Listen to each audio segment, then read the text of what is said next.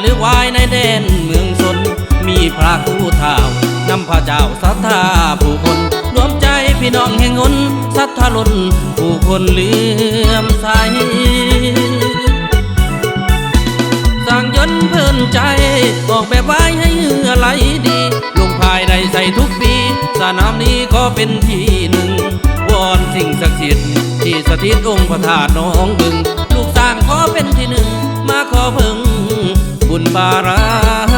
มี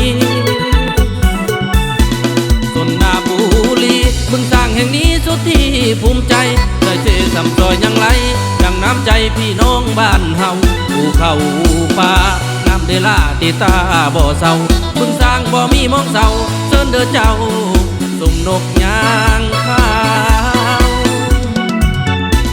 สาวน้อยลำยาวนกกะยังขาวเอาจ่าไว้ไว้เอาบึดจำบึดก้าวไปเข้าเส้นใจให้ได้รางวัลการนำบึงสร้างเป็นแบบอย่างนำพาหาวันเทพดาวดิ่งสาลือลันให้ได้รางวัลที่หนึ่งทุกปี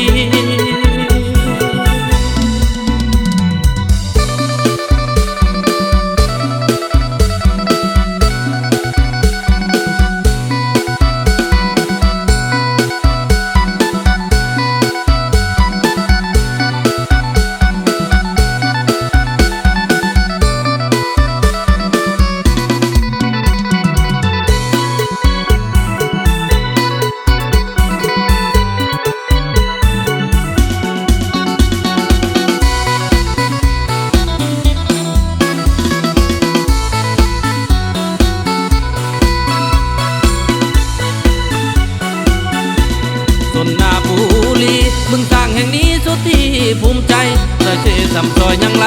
ดังน้ำใจพี่น้องบ้านเฮาภูเขาป่าน้ำเดล่าตีตาบ่อเศร้าบึงสร้างบ่มีมองเศร้าเชิญเด้อเจ้าสุ่มนกยางข้าวสาวน้อยลำยาวนกกะยังขาวเอาจ่าไว้ไว้เอาบึดจำบึดก้าวไปเข้าเส้นใจให้ได้รางวัลการนำบึงสร้างเป็นแบบอย่างนำพาหาวันเทพดาวดิ่งสาลือลันให้ได้